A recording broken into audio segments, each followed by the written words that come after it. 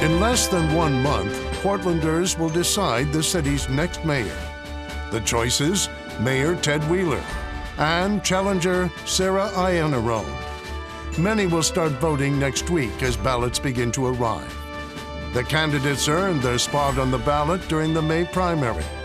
But just days later, the death of George Floyd changed the course of the country and this election.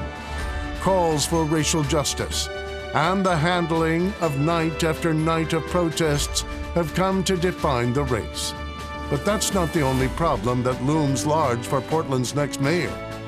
Chronic homelessness, pandemic recovery, and bringing back downtown Portland, all items on the next mayor's agenda. Tonight, a chance to hear directly from Wheeler and Iannarone about why they deserve to lead the city into the future. From KGW News and the Oregonian, this is the Portland Mayoral Debate. Hello and welcome to the Portland Mayoral Debate from KGW News and the Oregonian. I'm Laurel Porter. Like so many things this year, tonight's debate is going to look a little different from debates our two news organizations have hosted together for nearly 20 years. As you can see, the studio is nearly empty. In the interest of safety, our candidates tonight are appearing remotely from locations they chose. Mayor Ted Wheeler is joining us from the Portland Firefighters Union Hall in Southeast Portland. And challenger Sarah Iannarone is joining us from the office of a supporter, also in Southeast Portland. Thank you both for joining us under these unusual circumstances. The only other person with me in the studio, socially distanced, of course, is Oregonian City Hall reporter Everton Bailey Jr. Everton will be my partner in moderating tonight's debate. Before we start, a quick note about our format. Both candidates will answer questions from Everton and myself, as well as a few questions via video submitted by KGW viewers and readers of the Oregonian. For questions from the moderators, the candidate receiving the question will get 60 seconds to answer. The other candidate will get 45 seconds for a rebuttal. So with that, we'll get to the first question from Everton Bailey Jr. Everton? Thank you, Laurel. Mayor Wheeler, Ms. Iannarone, thank you very much for joining us tonight. We'll start by getting a sense of your vision for the city. Over the past year, Portland has had to navigate coronavirus, protests for racial justice and police reform, a recession, housing instability, increases in gun violence, and more. To start, we'll ask, what is your vision for the future of Portland in 2021? Mayor Wheeler, as the winner of the coin flip, we'll start with you. And for this question, we'll give you both 60 seconds to answer. Mayor?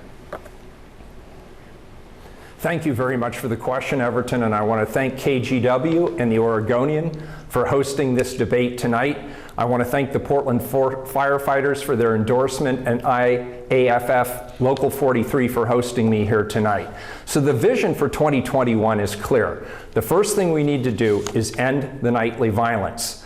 The second thing we need to do is begin the work of cleaning up the city. That means pick up the litter, abate the graffiti, and we're already working on an aggressive strategy to do that. We need compassionate responses to reduce the number of people that are camping outside on our sidewalks and in our public right-of-ways. And last but not least, and maybe just as importantly, we need to work with local business owners, large and small, and help them reopen so that people come back to the community, that people see that we're open, see that we're vibrant, see that we're creative and innovative, and that Portland can lead again. I believe we have every opportunity in 2021 to do these things. Thank you very much, Mayor. Ms. Iannarone, 60 seconds. What's your vision for Portland as we head into 2021? I'm really optimistic about the future. What we have here is in the face of very serious challenges. The challenge of dealing with police reform, the looming eviction crisis on the other side of the COVID eviction and moratorium, and even thinking about how we rebuild our small business community better after COVID. We have great opportunities to invest in what we know best. We can come together as a community, harness our resources, empower our people, and make sure that Portland is on the right track. It's been off track for too long. And in fact, many people felt like we were off track prior to these current crises. So as I take office, I'll be focused on making sure that we're having a just, sustainable recovery from COVID, that we're focusing on the police reform that's so sorely needed, and making sure that every Portlander has a home that they can afford. These need to be our priorities right now, and I believe I'm the right person to help us achieve them. Thank you very much, Ms. Iannarone. Laurel? We'll ask a few questions about leadership next. Ms. Iannarone, you are unafraid, both in person and on social media, to bluntly call out your opponents, even using profanity against Mayor Wheeler on Twitter. But enacting change in this city requires forming broad coalitions and bringing at least 2 of your fellow commissioners on board with you. How do you convince voters you'd be able to do that as mayor? The campaign that I'm running is a grassroots powerhouse. We are on track to set city elections history for the most number of donors ever in a local election. What this means is that I'm not relying on the power of a few influential people to get things done. I have the power of a wide range of people to help me get things done. A political powerhouse, if you will, focused on progressive change, making sure that what we can do is not only recover in downtown, but work all the way through East Portland to St. John's with our small business districts, focus with our community organizations, as I've done on housing solutions, homelessness solutions, make sure we're bringing in the young people in discussions around climate change and police reform, and tapping into the resources in communities all over the city to meet our most pressing challenges. As someone embedded in community, the only person in this race who's actually run a small business in Portland, I believe I'm well poised to work on these things. Thank you. Mayor Wheeler, you have 45 seconds for a rebuttal. This is all about coalition building, and it's about bridging divide. It's about bringing people together to solve complex problems. I've proven that I can do that. I've done that around the Healthy Communities Coalition in the Broadway corridor, where we brought labor and business and community groups together to sign a development agreement. We did it around COVID, where we brought a broad coalition together to support households in our community, as well as rent support for people who needed it.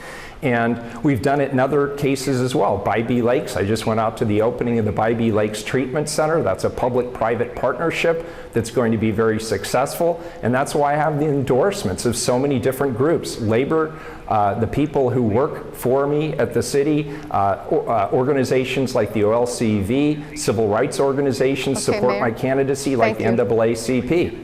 Thank you, Mayor. Thank you. Everton has our next question.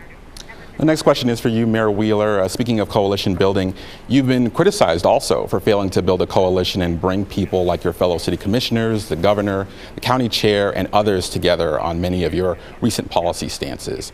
At press briefings, you often stand alone and have admitted that you've been trying to do too much by yourself. What would be different in a second term, and how do you plan to get there?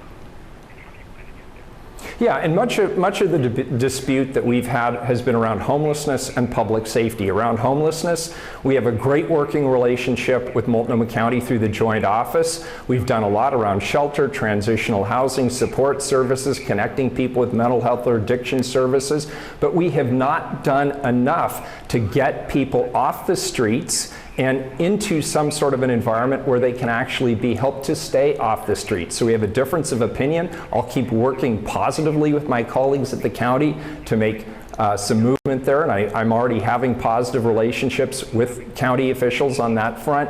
And then around public safety, we just built a coalition that included the state police, the county sheriff, the local Portland police chief, and put together a coalition this weekend, 2 weekends ago, that was very successful. And I look forward to doing that again. In fact, I'm bringing back some of those same partners this week to hammer out plans to keep our community safe during the upcoming election.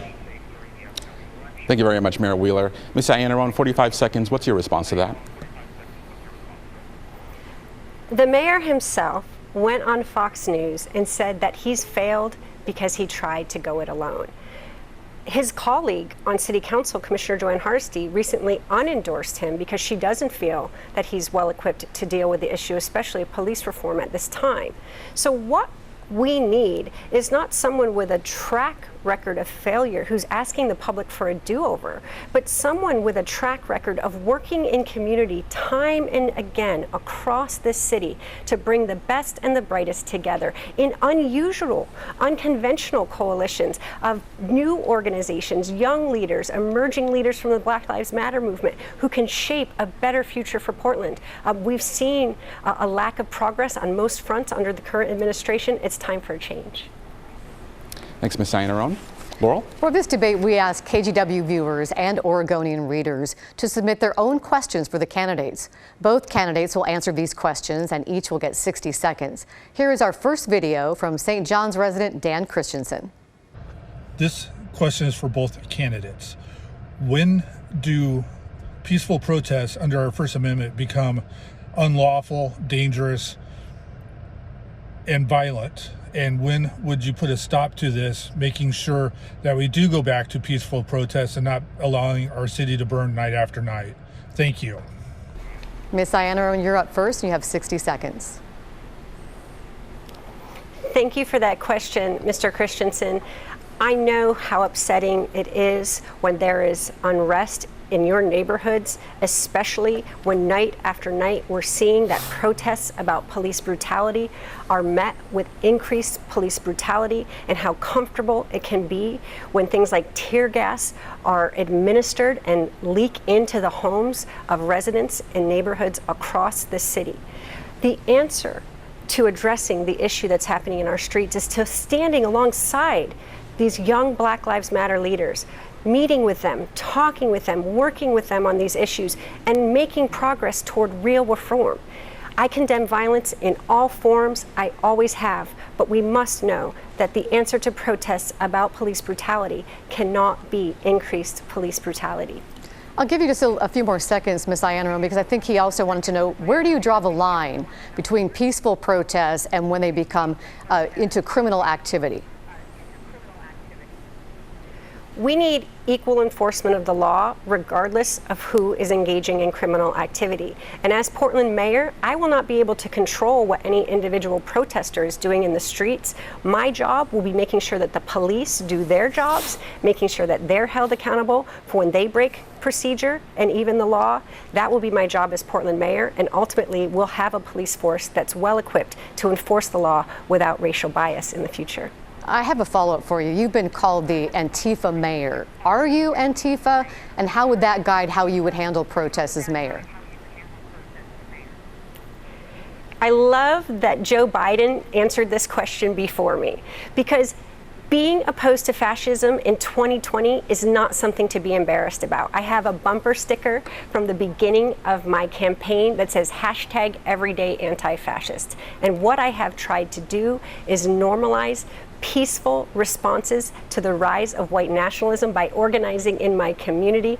I organized this summer when the Proud Boys came to town. I organized a menstrual product drive for my neighbors residing in the Laurelwood shelter, because the answer to toxic masculinity is an inclusive, pluralist society where people of all backgrounds feel welcome. Let me jump in here and just ask you, though, is being anti-fascist the same thing as being Antifa? Are you Antifa?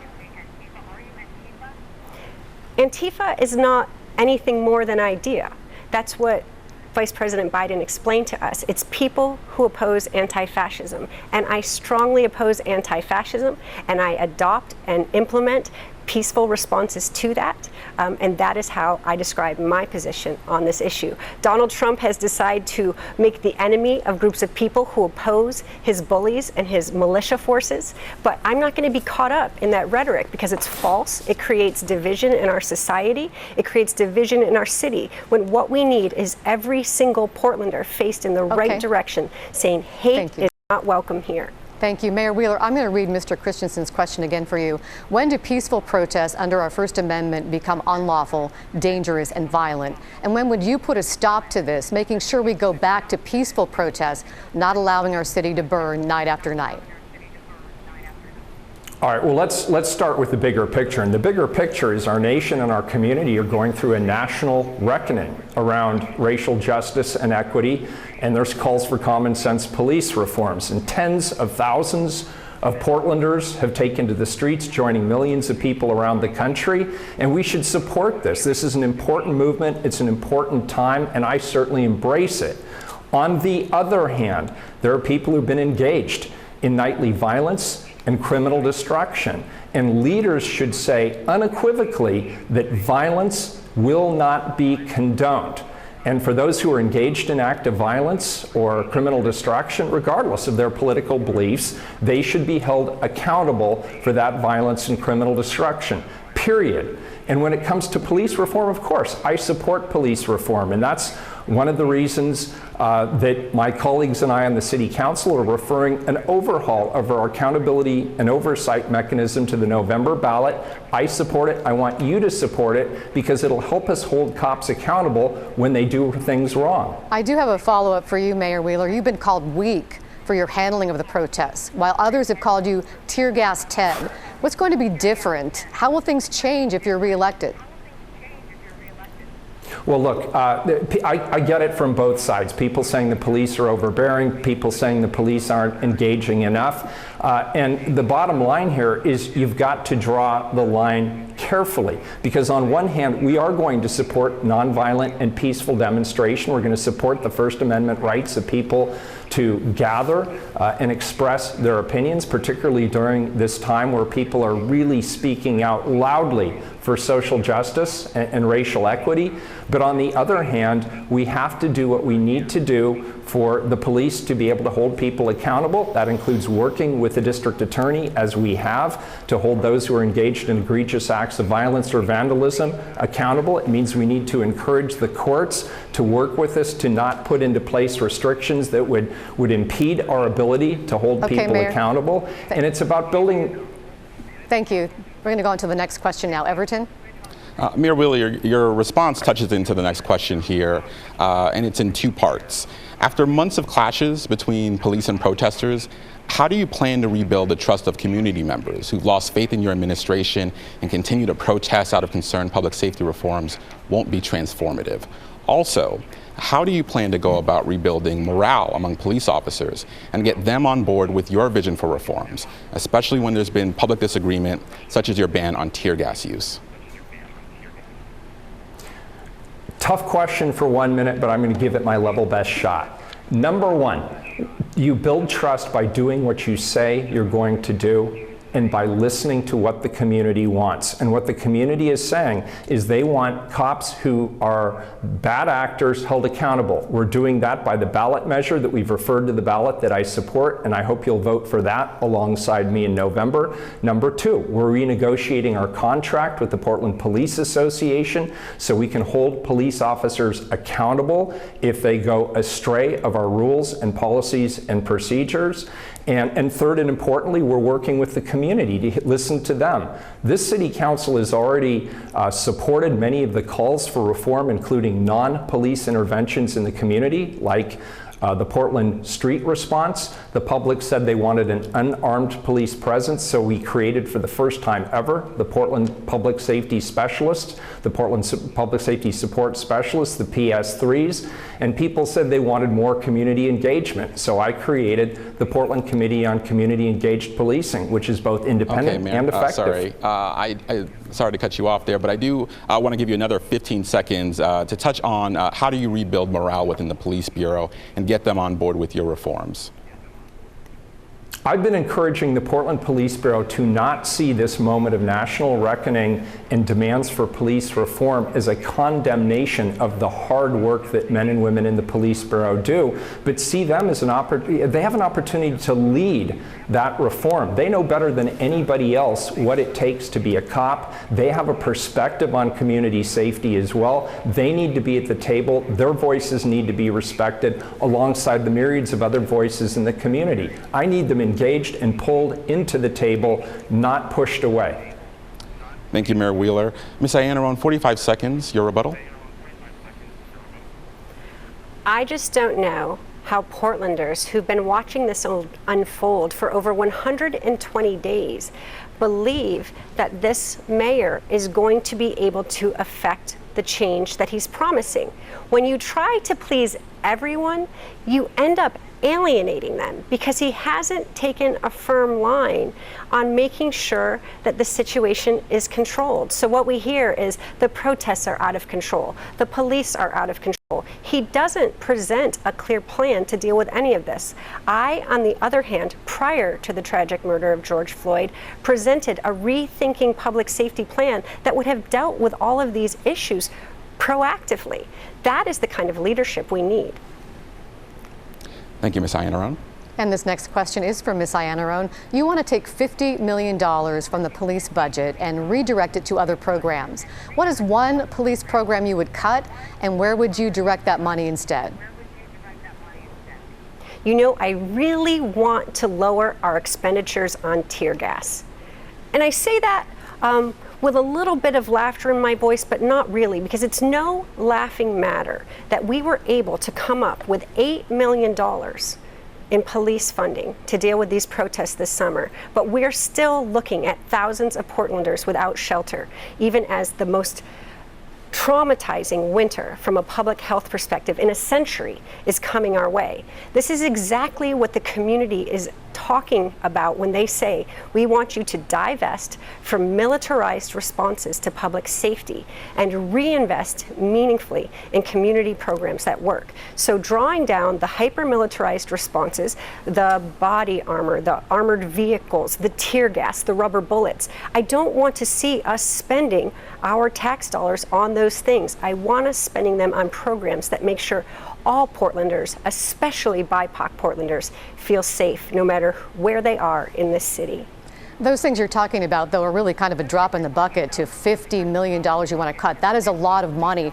How do you ensure the safety of the community, especially since we're seeing scaling up the Portland Street Response Team, for example, is taking a lot longer than expected? How do you keep the community safe in the meantime? Laurel, I need to make clear that that $50 million number didn't come from me. This is not me leading on this, and this is a clear distinction between me and the incumbent. I don't come out with these ideas on my own and then think that the public needs to accept them. These are ideas that have been put forward by our partners in the community who've been doing this work for decades. PALF, Unite Oregon, the Urban League, that have been talking about transforming public safety through proven community interventions. Even today, my team has released a new gun violence prevention plan that's community-based, that's less police-oriented and more focused on upstream public health solutions. So we have the tools and existing programs that we can directly move resources from militarized responses to community-based responses in the first 100 days of my administration. Thank you, Ms. Iannarone. Mayor Wheeler, you have 45 seconds for a response. How much do you want to cut, if any, from the Police Bureau? Well, first of all, I want to comment on Sarah's answer. She didn't answer the question because she can't. The fact of the matter is we're already doing a lot of the things that she proposes she would do to save that money. We've already banned CS gas. We have already banned the use of LRAD. We've already demilitarized by creating an entire new unit, the Public Safety Support Specialists. That doesn't cost less, it costs more to stand up that unit and have unarmed police presence in the community. There's training we're engaging in, including implicit bias training and other types of training that the community has asked for, like de-escalation training. That's not free. And then additionally, we have a gun violence problem that is disproportionately impacting the BIPOC community. I'm asking for more resources for the Office of Violence Prevention to help us build coalition partners in the community to get a handle on some of that nightly gun violence that we're seeing in this city. So the $50 million seems arbitrary to me. I want to deal with facts. I want to talk to people who know what they're talking about, and let's bring the community together and have these conversations, but let's make sure they're rational conversations. Mayor Wheeler, we're going to touch on that subject just now with Everton has another question for you in that regard. Yes, Mayor Wheeler, in June, the City Council, as you know, disbanded the Gun Violence Reduction Team, which was found to disproportionately police Black Portlanders. As you mentioned, gun violence has increased this year, particularly during the summer. Families of shooting victims, including Black residents who've been killed, have called on the city to respond to this. Other than announcing more police staff to investigate shootings and wanting to increase funding for the Office of Violence Prevention, as you mentioned, you have not articulated a clear plan to the public on how the city will address increasing gun violence, despite saying you would. So, Mayor, the question is, what is that plan? So that plan is actually being formulated by the Office of Violence Prevention. We're already shopping it around to commissioners. I think all of our commissioners have now seen that. I shared it with Commissioner Hardesty yesterday. The plan is basically to work with trusted coalition partners in the community. We have organizations that already work alongside that office. It includes the Latino Network, NEA, and other organizations that have trusted partnerships. They can intervene more effectively than the Portland Police Bureau can with those communities that are impacted by gun violence. Gun violence is like a virus. You can treat it, but to treat it, you have to intervene. You have to circle and support those who are impacted by gun violence in order to reduce the spread of gun violence. We've seen that around the country. It's been studied. We're bringing that same model here to the city of Portland. But to do it, we can't cut budgets. We have to actually support the coalition building and the work that needs to take place to make that happen. We're also, within the Police Bureau, increasing our investigative resources. We now have a lieutenant and 7 officers newly assigned to follow up on the gun violence. So each case gets the attention Mayor, and the follow-up it deserves. Oh, thank you very much, Mayor. Thank you very much. Ms. Iannarone, 45 seconds, your rebuttal. This is a perfect example of where the mayor has had 4 years to deal with the situation and still doesn't have a plan. In the time that I've been running for mayor, I've worked with youth from across Oregon who've been dealing with this problem since they were in middle school. They're now in high school and college. I've convened leaders from around the state and best practices from around the nation of what mayor's offices are doing to deal with this problem. And what I hear time and again from communities is that police intervention at the time of crisis is not enough. Even our advisors at OHSU are telling us we need upstream solutions that deal with this as a public health crisis. And that's why I encourage you to go to my website at sarah2020.com and see my 6-point plan to deal with gun violence that includes supporting youth and families, investing in education, increasing the amount of trauma-informed practice, building an inclusive economy, interrupting the cycle of community violence, which the mayor discussed, your and time then is up. enforcing sensible gun legislation. Thank you, Ms. Iannarone. This next question is actually for you as well. So Portland, investing more in Portland's Black, Indigenous, and other communities of color have been stated goals for both you and your opponent. What do you believe will make the initiatives you plan to implement more effective than the incumbent? There are a few things. It's who I listen to in terms of who is respected in the community to lead on these issues and who we will convene. I'm planning to put leaders, BIPOC leaders, in my mayor's office to lead as a head of small business and entrepreneurship, of workforce development, making sure that all of the resources across this city are aligned. The capital investments, the technical assistance, the community resources that people need. But also it's about data and tracking. We are not looking carefully enough at impacts. You'll hear over the course of this debate a lot of claims from the incumbent about being successful on this or that issue. But when you actually go down into the data to try and track real impacts for BIPOC Portlanders, we see that many are still losing out, and especially in East Portland. Thank you very much, Ms. Iannarone. Mayor Wheeler, 45 seconds. What's your response? Number one, it's about leadership. I've already put BIPOC leaders in place. 2 of the police chiefs that Sarah disagrees with were actually from that community.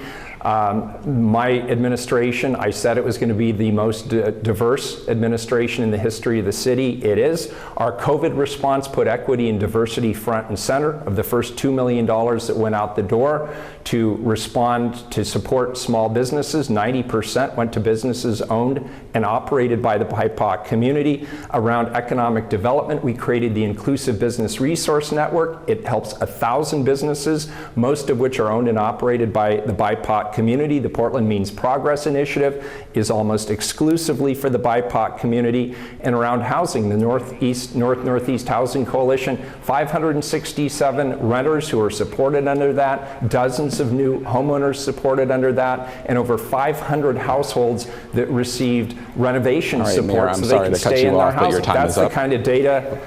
Thank you, Mayor. That's the kind of data Sarah's asking for, and there it is. We want to talk now about COVID and how the city will recover. We'll start with a video question from someone you may recognize, Portland chef Gregory Gourdet.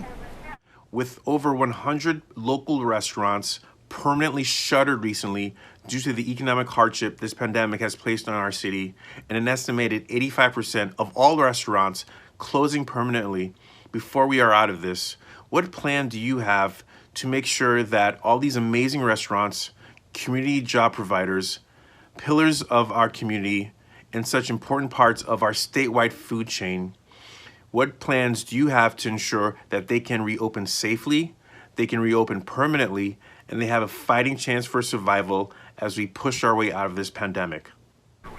And Mayor Wheeler, you're up first. I love this question, and I'm very proud of the city's response to COVID. Number one, we were early in taking steps to prevent the spread of COVID. We were the first administration to stand up an organization, a body, a coalition from the community to support both business as well as households. We were the first to put dollars out the door to support the resiliency of small businesses and create a small business relief fund. We were the first to put resources towards household support.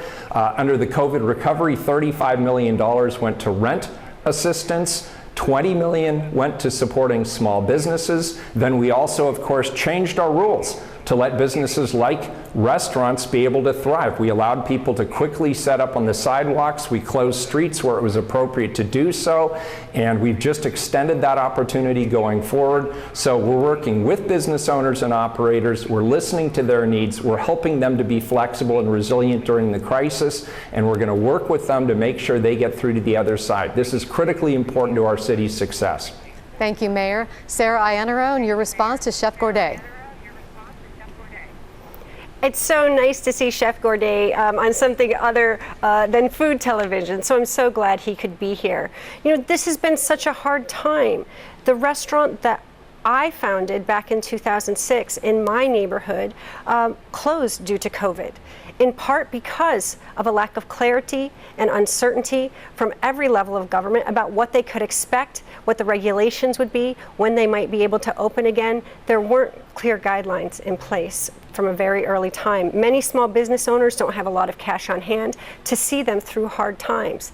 And what I've seen through this is talking with the people who ended up founding APIRA, which is now OIRA, which is the Oregon Independent Restaurant Association, that's lobbying for things like to-go cocktails and the increased street seating that transportation advocates like me have been calling for years are finally coming to fruition.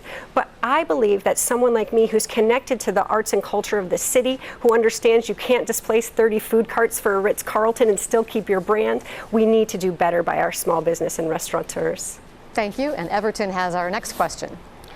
Ms. Iannarone, your plans, among your plans listed on your campaign website is for the city to invest in guaranteed income for Portland's most vulnerable people.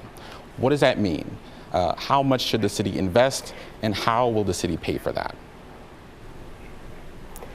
This is such an amazing effort put on. I believe there are over 25 U.S. mayors now signed on to the Mayor's Coalition for a Guaranteed Basic Income. And we've been working with national leaders on that front, including Mayor Tubbs of Stockton, California, who's leading on this. He's a young innovator. What they're doing is piloting small programs. They're allowing the community to decide who receives the funds and at what level. What we're looking at now is a combination of Black mothers, particularly in school districts that have high turnover, and also people experiencing homelessness who've had a hard time staying in permanent housing because of economic reasons. And so how can we come together as a community? There are plenty of wealthy people who could dig deep into their pockets or bring their very rich friends together from the philanthropic, public health, healthcare sector, business sector, and local government to make this happen. Test it out, see if it works, and hope that we can find some success here like other cities are.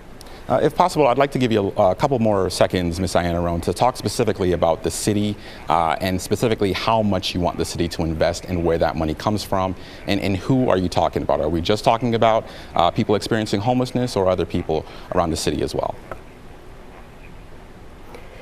The way that other cities are implementing this now is by very small pilot programs where the community is coming together to decide what those frameworks are. Again, when we as leaders try to operate unilaterally and force policies down the throats of community, it doesn't work. We need to bring the community to the table to have this conversation about what needs to happen. I believe that our healthcare organizations, higher education can help us do the research, the philanthropic sector can help us fund it in the early days. We can also look at it as part of the COVID recovery. But what we need to look at is the cost of not doing more now to stabilize our communities, because unless we stabilize them, things like gun violence prevention, I'm sorry, Ms. Iannarone, we're never going to make time, progress. but thank you very much for answering that. Mayor Wheeler, 45 seconds, what's your response? Well, my response is it's an interesting idea, and there's a lot of discussion at the national level about a guaranteed minimum income. There's a lot of smart people backing it who believe at the national level it makes a lot of sense. I'm certainly interested in the discussion.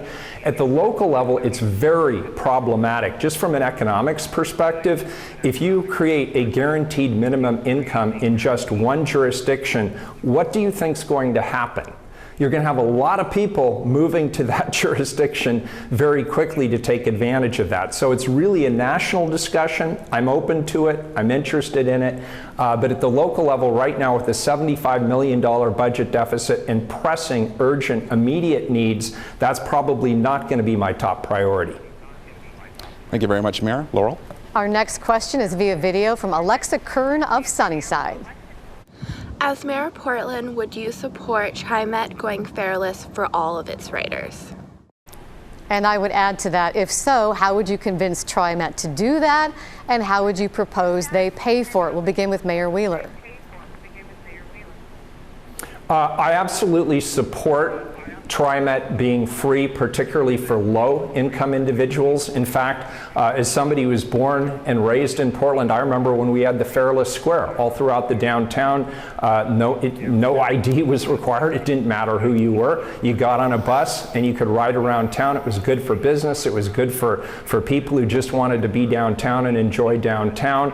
I've actually been on the stage at the same time as the executive director of TriMet. I've encouraged him to go towards a fareless model. They would need substantial support from the state to be able to do that, but we could do it. It only represents maybe 20-25% of their overall budget. It's done in cities all across Europe, and I believe it would encourage people to get out of their cars, it would improve our climate, and it would be more convenient. So yeah, I'd support it. Sarah Iannarone, how about you? As someone who doesn't own a car and gets around by transit most of the time, if not by my bicycle, I'm wondering why, if the mayor's so supportive, he hasn't done it yet. In fact, he cut Youth Pass for our students outside of PPS, mostly in East Portland. And so I actually don't believe him when he says he supports fareless transit, because if he did, we would probably have it. That said, we need to look at it beyond just simply as transportation. This helps us save money in terms of climate action. It reduces emissions. It creates opportunity in our workforce and for youth and for elders. So we can look at how we can support those communities through investments. We can think about it in the cost savings in reducing congestion and how much cheaper it is to get people on transit than having them stuck in traffic. As a climate champion and someone who has ridden by TriMet by a lot to get around the city, I understand how important this is, especially for our people in East Portland. So I support it 100%, and in my Green New Deal for Portland, I actually have a plan to get us there. Thank you both. Our next topic is homelessness. Mayor Wheeler, everywhere people look in the city, it seems there are tents, people living unsheltered on the streets. What promise can you make the people of Portland right now about how many people you'll get off the street, and when can you make that happen? So I can't promise a specific number. And one of the things I want us to do, part of my critique, if you will, of the Joint Office of Homeless Services is we don't have a plan with specific metrics. We don't know how certain investments are going to reduce the camping population that we see out on the streets by a certain amount. I think that's an obligation of the city, it's an obligation of the county, it's an obligation of the state and our partners to work together to put those metrics together. I've been asking for them. I think we need to provide them, and we should. But the way we're going to address it is, number one, there's an urgent crisis around people outside. I don't think it's humane to let people be all over the place, to have them all over the place outside in the elements. So I've called for additional shelter space. I've called for 300 beds in the near term. We've added about 170 in the last few weeks. We're looking for more. And we need to focus on connecting people with the services they need to get off and stay off the street. So that's things like mental health and substance abuse and domestic violence survivorship services. And I'm pushing hard on those fronts too with our partners at the state and the county level. Thank you, Mayor. Ms. Iannarone, your response. The question, could you repeat the question that he answered? I missed a little bit of what exactly. I was just asking him how many people he thought he could, what promise he could make the people of Portland, how many people he could get off the street and into shelter, and when. Oh, okay.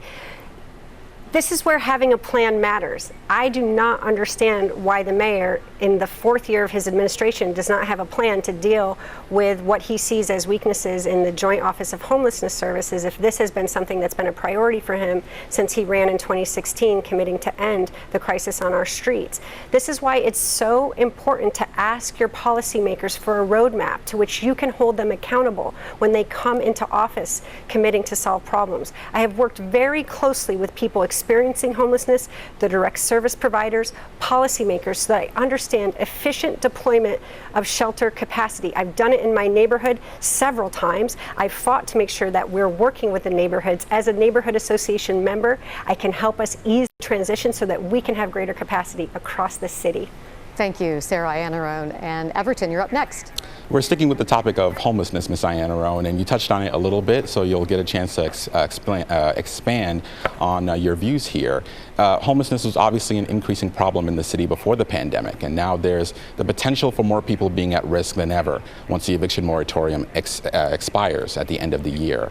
Why should voters believe your efforts as mayor won't have similar or worse results than the last 4 years? Because what I've been calling for years is what the city is finally doing in the midst of a crisis.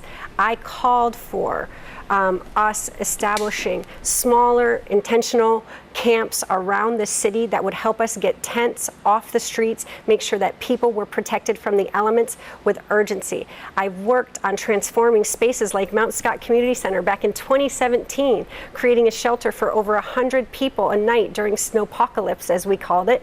And so that model has been there. Now we've seen finally, the mayor's office is leaning into these community-led solutions. But someone like me, who comes from the neighborhoods, who has strong community ties, not just to other policymakers or special interests, but a broad range of community actors in this space, I believe I can be more innovative, bring different groups of people together to work on solutions, make sure that all our faith-based organizations and institutional partners are mobilized and ready to help, and ultimately help us ease the path to creating more transitional housing for more Portlanders.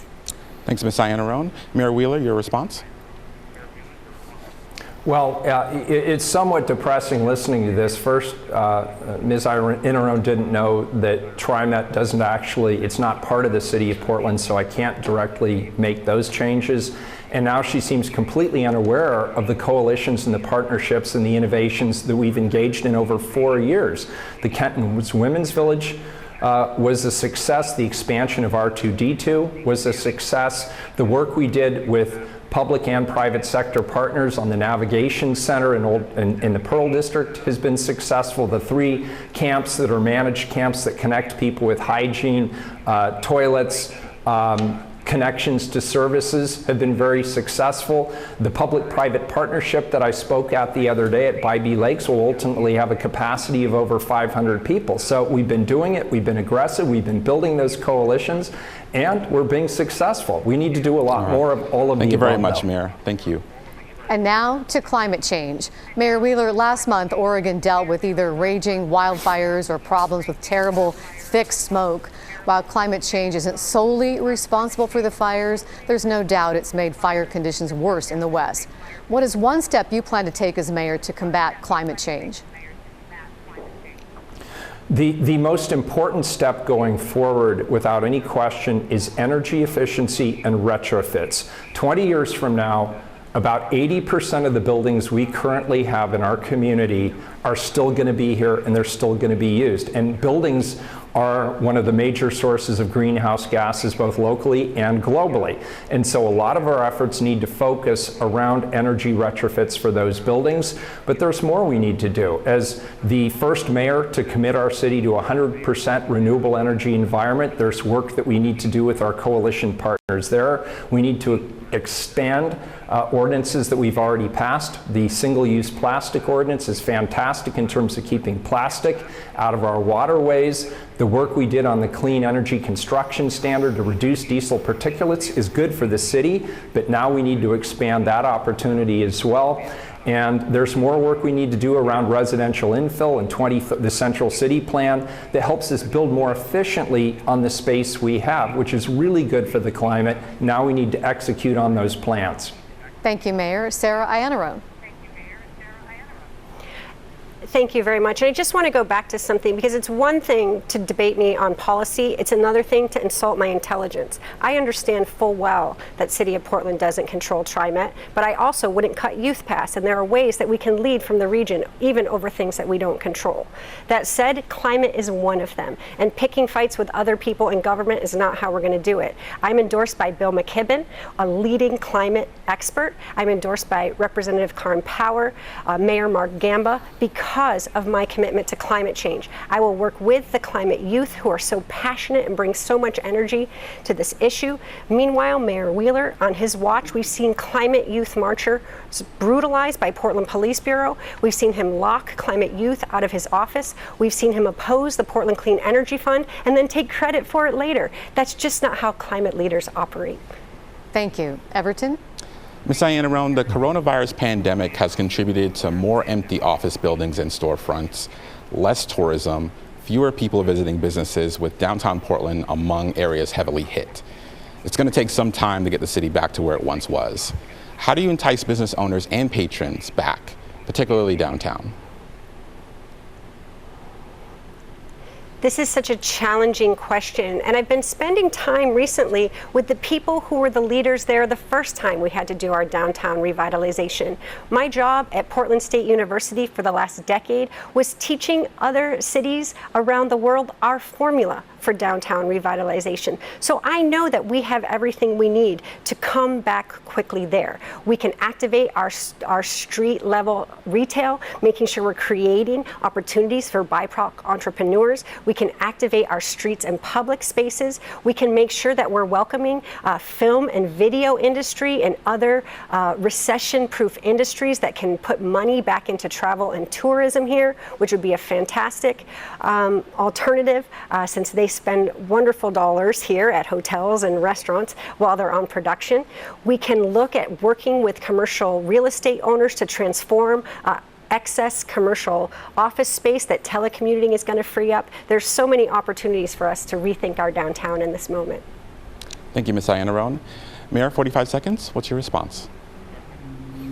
I agree with Sarah on everything she just said. The first thing we need to do, obviously, is end the nightly violence, because the perception a lot of people have who might travel here is that Portland isn't safe. I don't think that perception is accurate, but it's still out there. The second thing we need to do is clean it up. And so we have just launched an aggressive, proactive strategy to pick up litter and abate graffiti. We'll work with business owners and operators to help them do it on their private properties as well. And obviously, we need compassionate responses to help people get off of our sidewalks and out of our public right-of-ways into a compassionate place where they can get the help they need to stay off the streets. And then we need to work, as I'm already doing, with business owners and operators around the city to promote their businesses as they reopen and encourage people to come back to downtown Portland as well as our neighborhood business districts. There's a lot to see, and I hope people come back soon. Thank you, Mayor. Laurel? We're going to expand on that a little bit, Mayor Wheeler. I think we've all heard from friends and relatives from outside the area asking what is going on in Portland. The image of Portland has been tarnished nationally in recent months. How do you repair the city's image on a national scale? I'm sorry, is that directed to me first? That's for Mayor Wheeler, yes. Yeah, well, just as I just said, we end the violence. That's the first thing we absolutely positively need to do, clean it up, and then work with our business owners and operators to take down the boards, abate any graffiti that's there, and help them reopen safely under the restrictions that are still there with COVID, and then publicize it. And I'm working with business leaders right now to talk about a strategy similar to what we did after the demonstrations a year ago, August, where we created incentives for people to come downtown. There were discounts that were offered. The city offered free parking. We publicized all the good things that were going on in downtown, and that certainly made an important and positive difference. The other thing that I'm doing is I'm working with business leaders who are very pro-business to help them get out the word to their networks and to the business press and to others around the country to let them know that Portland's thriving, that we still have a creative, innovative culture here, that people are still expanding their businesses here, they still want to be here, and we have a good workforce program here. So I think Portland will recover from this, and we need to get at it right now. We're already doing it. Sarah Iannarone, how do you repair the reputation of Portland nationally? And internationally, because we know how much our city, what role we play in the international marketplace as well. When the mayor keeps saying he wants to end the nightly violence, I believe that's admirable. I do not believe that he has a plan to do it. And so if that's what we have as a baseline, whatever he's proposing is not going to work from there. I do believe, however, that there is a pathway to healing on that front where we can make progress and start to work towards solutions and rethinking public safety. That said, I have a rich global network of urban leaders around the world who are watching us right now, waiting to see progressive leadership back in the Portland mayor's office. It's what they came from around the world to visit, and it's what they'll come back to visit when the city is back on track. Thank you for that. Now each of the candidates gets the opportunity to ask the other a question of their choosing. We'll begin with Ms. Iannarone. What's your question for Mayor Wheeler? I would ask the mayor why, if 2/3 of Portlanders disapprove of his job performance, he believes that he's doing a job worthy of re-election. Where is the disconnect for him in terms of what the people's perception of his job performance is and how he's perceiving himself? Mayor? Well, look, when March rolled around of this year, our city went into a state of pervasive crisis. We have the COVID pandemic, we have the resulting economic shutdown that's resulting from the pandemic, we have a national reckoning around racial justice and equity, people taking to the streets, some people engaging in acts of violence, and of course then we had the forest fires on top of that. And I don't mind telling you that that distracted me from my ability to campaign. I didn't campaign. There was a lot of real anger, a lot of real frustration, a lot of real anxiety. As the mayor, you know, the buck stops with me, and I would expect to be the recipient of that frustration and anxiety. But on the other hand, I should have had the opportunity or taken the opportunity to campaign, but I chose instead to focus on the crises. And I don't mind lifting the tent a little bit and say I was dealing with some personal crises too. My friend Nick Fish died, my mom died, I was going through a divorce. That anybody who's gone through those also knows that can be taxing. That also took my eye off the ball a bit. But I haven't given up. I believe in myself in this administration, and we're gonna continue to do the good work, hopefully for the next 4 years. Thank you, Mayor. What is your question for Ms. Iannarone? If you're elected mayor, Sarah, you're going to be managing all of these crises that we've been discussing tonight, that you've been largely criticizing me for in terms of my response. You're also going to be managing a very large and complex enterprise. The city of Portland has a $5.6 billion budget, over 6,000 employees, 28 departments. What relevant direct experience have you had that will help you manage through those crises and manage an enterprise this large and complex? That's such a valid concern, Mayor Wheeler, and I'm hearing it from other people too, and I can understand why they might be concerned. But I believe that I do bring some seriously relevant qualifications at this time. My lived experience, my professional background, but also the fact of who I listen to in the city and who I will bring together in the teams to lead us. It is not a single person who sets the city budget. It's a single person who sets the vision for what that budget should be. And what we need right now is a visionary leadership with courage, a commitment to things like a Green New Deal, housing for all, rethinking public safety, plans that are clear where we can actually work with the public to get things done. A lot of different skills than you brought to the table when you ran for office. It's a clear choice, I believe, for the public in operating styles, in experience, and how they will run the city based on our values and our vision. Boy, this has gone fast. We are out of time, but thank you, candidates Sarah Iannarone and Mayor Ted Wheeler, for joining us for this mayoral debate. And thank you to our partners at the Oregonian for sponsoring this debate with us. And my thanks to my co-moderator, City Hall reporter Everton Bailey Jr. We thank you for watching, and remember to vote.